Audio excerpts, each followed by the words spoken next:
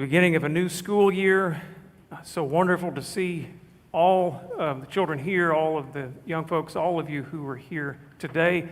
For our household, the beginning of the school year means the beginning of sixth grade, the beginning of middle school. Y'all give me just a minute. Hold on. Yeah. The beginning of middle school. How did we get to the beginning of middle school? But it's gone well. First 2 days have gone well. I'm sure it'll just be smooth sailing the whole way, smooth sailing. But after the second day of middle school, when we picked our daughter up in the afternoon, just making conversation, I said, "Have you started to learn anything?" And she said, "Yes." And then she said, no, I think I said yes because that's what we're supposed to say, but we haven't learned anything. Maybe next week we'll learn something, which may be a sign that she's in middle school. And she went for the last time down to children's church today, and so I thought I could share that because I thought, what does a middle school student love more than anything than to have their father stand up and talk about them in front of a whole group of people? I have a knack for picking unpopular sermon topics and then not telling you about them until you get here. Because if I told you ahead of time, you might remember that you had brunch plans today. So I like to ambush you with these things, and that way, if you're here, maybe you'll stay and listen, and you might not have come before. So I've done this with money. Don't worry. I mean, money's not the topic today. It may factor in, but that's not the topic. Forgiveness. Sometimes people don't like to hear about forgiveness because forgiveness is hard. We all know that forgiveness is hard, and so you may be going through a difficult situation. I don't want to think much about forgiveness right now. Don't worry, forgiveness is not directly the message today. Today's message is, y'all ready? Today's message is about sharing our faith, about witnessing.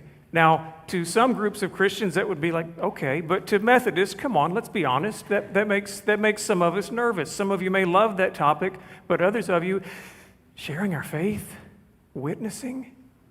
Ooh, well, we get shy. Some of us are very shy. Some of us get very nervous, and not without reason. Some of us have been on the receiving end of some awkward attempts at witnessing. I have myself, and so sometimes because people have misused sharing the faith, we think that that's just something we need to stay away from. So one experience that we had, it was a few years ago. We lived somewhere else.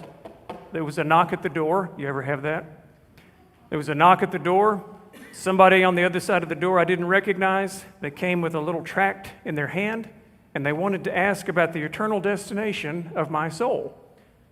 Now, side note, I always try to be kind in those situations. I may try to keep it brief, but I want to be kind because those folks are putting themselves out there, and I know they receive some not so kind response. So at the very least, they're going to receive a kind response from me. I was told years ago, though, that I could probably get out of these pretty quickly by telling them that I'm a minister. So I did that. Knock on the door, stranger, we want to talk to you about the eternal destination. Well, it's okay. I'm a minister. Our house is good. I'm a pastor. They said, oh, good. Thankfully, we're just checking on different people in the neighborhood. We want to know about that sort of thing. We'll be on our way.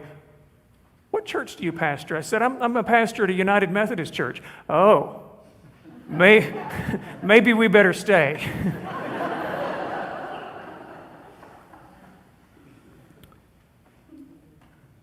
We were out not too terribly long ago, and we saw a man across the street and a smile on his face. I didn't think I recognized him, but he looked like he recognized me.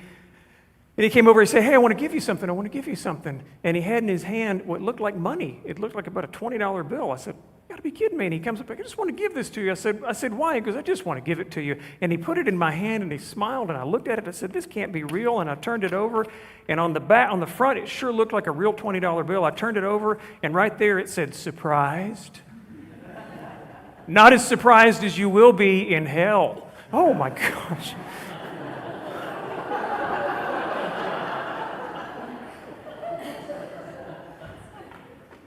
Now that was misleading. That was manipulative, that was unkind, and that's not the way to do it. But I'm afraid that sometimes we stay away from sharing our faith because we've seen or experienced it being done badly. But when we don't share our faith, I feel like we're abdicating a responsibility. Jesus says, go and share. Tell the good news. Tells the people that he heals, go and share what God has done for you. And when we don't, we're assuming somebody else will do it. We're also letting those who have the most negative voice, the most sometimes hateful voice, be the ones that are the face of Christ and of the church for others. If we don't share, others will. And we're also assuming sometimes, they know where our church is. They could find their way here if they need to. They know who Jesus is. If they want to find Jesus, they can find him. And we assume somebody else will do it. A while back, we were on a trip. We stayed at a hotel. I got up early the next morning to go use the exercise room downstairs. And as I walked in, I thought, wow, what a big room. Turns out it wasn't, but there were mirrors on either side of the room, and it made it look huge. But really, the exercise room was just this little box the size of this chancel. And there was a treadmill, an elliptical machine, and weights over here. And there was a guy watching himself pump iron in the mirror. And he was doing a great job. And I went over to the treadmill over here. I got on it, beep, start moving, get the speed to go higher. Nothing's happening. Beep, beep, nothing's happening. I'm still just crawling, beep, beep. Finally, he stops. He says, that one's broken. So I step over to the next one. He says, that one's broken too. Okay, I guess I'm using the elliptical machine today. So I go over here to the elliptical machine. In comes somebody else. He goes right over to that treadmill, and he gets on it, starts moving. Do I say anything? He'll figure it out. Beep. Beep. He can't. Beep. Surely he'll figure, really don't want to say anything. Beep, I'm in my workout. I'll sound weird. So I just beep, beep. Finally, I look in the mirror, and the guy has stopped lifting weights. But he's not looking at the guy on the treadmill. You know who he was looking at? Me. As if to say, it's your turn, man. It's your turn. And so I said, that one's broken, this one works, I think. I was going to let him share the news. Now, I'm not talking about going out and engaging in contentious debate. We're going to prove people wrong and say, you're wrong, I'm right. We're going to search out all the atheists and non-believers and agnostics and make them feel bad. That's not what we're talking about. But I do believe there's a calling at the core of the Christian faith to share the good news and to share good news. We've experienced it done poorly. We've experienced it done in ways that lay the guilt on people, make them afraid. That's not what we're talking about. We're talking about sharing good news. How do we share good news? Well, I don't even want to give you anything else today except just to ask you a couple of questions. But before we go out and share any good news, let's just look at ourselves for a minute. I want to ask you two questions. Just two questions to think about and to take home with you. The first question is, who is Jesus? Who is Jesus?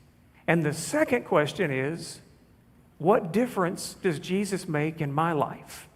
Who is Jesus and who is Jesus to me? Who is Jesus and who is Jesus to me? We spend some time reflecting on those questions, then maybe we'll be ready to share with others. Who is Jesus? I love John chapter 1, verses 1 through 18, maybe my favorite passage in the whole New Testament. You can probably say, some of you can say the beginning with me, can't you? In the beginning was the Word. Say it with me. And the Word was with God, and the Word was God. The beginning was the Word. In the beginning, just like Genesis, in the beginning of creation was the Word. That Word is Jesus. And the Word was with God, and the Word was God. In the next line, it says, everything was made through Him, and apart from Him, nothing was made. Everything was, think about it. Did anybody enjoy the early morning, y'all are the 11 o'clock, y'all might not have been up early enough this morning to know that at about 7 o'clock it was 60 degrees. It was glorious. It was beautiful. But when you experience the glory of creation, the joy of the sunrise, you see the mountains that we live in, when you hear the cry of an infant, when you embrace a friend, when you enjoy good food, anything that's wonderful in this life that God has created, it has the fingerprints of Jesus on it. Because in Him all things were made. In Him all things were made. He's in everything. That's who Jesus is. The Word became flesh and lived among us. 1:14. The Word became flesh and lived among us. The Word that God wants to share with the whole world. When God wanted to give the world a message, to give the world a word, the word was not, be frightened. The word was not, you're bad. The word was not, look out. The word was Jesus. The word is Jesus. God has spoken and continues to speak to the world through Jesus. And the message is, you're loved. The message is, you're embraced, full of grace and truth. Jesus tells us the truth, and sometimes that truth is a hard truth, but it's always the truth in love. Do you remember the Christmas story? When the angel appears to the shepherds, and it says they were sore afraid, the King James says. What does the angel say to them? Fear not. Fear not. That's God's word for us in Jesus. Who is Jesus? Jesus is the one through whom everything is created. Jesus is the Word made flesh. Jesus is the Word. Don't be afraid. Don't be afraid. Don't be afraid. Who is Jesus and who is Jesus to me? Now, it would not be good teaching, good pastoring, good anything for me to ask you to do something that I haven't tried to do.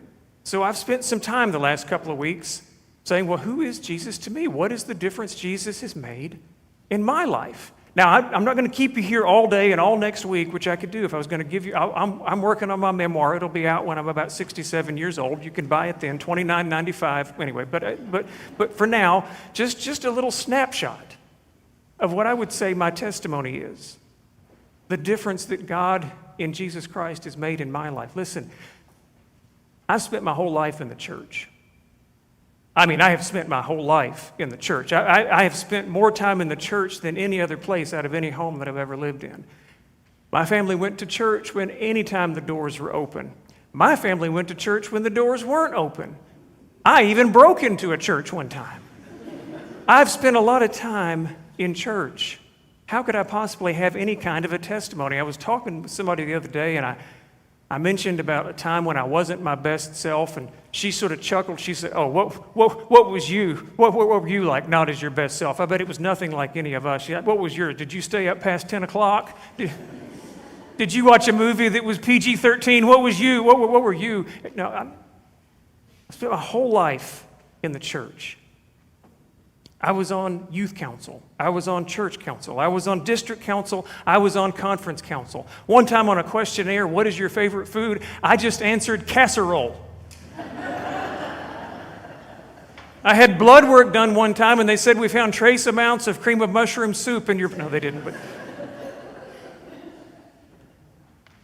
I've spent a lot of time in church, but I also have lived long enough to feel the tension, to feel the difference between what I'm sometimes performing and what's really going on in my heart.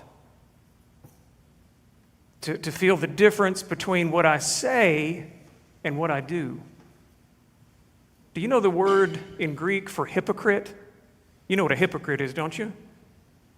A hypocrite in Greek is someone who wears a mask, who pretends to be one thing and is another. I've lived long enough to know that sometimes I've been a hypocrite. I felt that distance, that tension. I've projected light when there was darkness within me. And of all the hymns in our hymnal, these days, my favorite is a hymn called Come Thou Fount of Every Blessing. And there's a line in the middle of that hymn that says, Jesus sought me when a stranger, wandering from the fold of God. Jesus sought me when a stranger. You might look at me and say, when have you ever felt like a stranger? Trust me, I have felt like a stranger wandering from the fold of God, and I bet you have too. And if I can feel like a stranger to God, anybody can. Jesus sought me. The good news is, even when I've wandered, Jesus seeks. Even when you've wandered, Jesus is seeking you. You can tell anybody, no matter where they go, no matter how far they've gone, you don't have to know the way back because God knows the way to you. Jesus sought me when a stranger. I remember one time I was about 20 years old. I was a student up the road at Emory and Henry College, and I was feeling that tension, that distance, that darkness in a particularly heavy way. And everything that I said I was about, I felt like was not what was really going on in here. And I woke up on a Sunday morning, and for some reason I hopped in my car. Instead of going to the chapel at Emory, I drove down to Abingdon. I got off at exit 19, and I came down Main Street, and I parked right over here, and I walked in these doors. And you all were having church, you were having communion. And they called for people to come forward to receive communion, and I came right over here. And I knelt down, hands open, and I received the bread and the cup, the body, the blood, and it nourished my soul. That's part of my testimony. What's yours? You may think, I don't have a testimony. You do. My testimony's boring. Trust me, mine's more boring. I can tell by the looks on your face. No, but you have a testimony. You have a story. Jesus has made a difference. And if you don't feel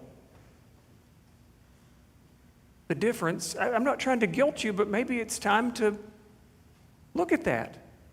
Am I as committed as I need to be? Why do I feel like a stranger who's wandered from the fold of God? Do I feel like I have a story? Trust me, you do have a story. There's a bishop in the Episcopal Church who says, I don't think we need to train anybody on how to witness. I don't think we need to train anybody in evangelism. We all do it naturally. You have a good meal somewhere, you can't wait to tell somebody about it, can you? Nobody has to come along and train you how to share where you found a good hamburger. You get a good deal on a car or on a pair of shoes, you're going to tell everybody about it. We're wired to share good news. Why not share the best news that we know? What is your testimony? What is the difference Jesus has made and makes in your life?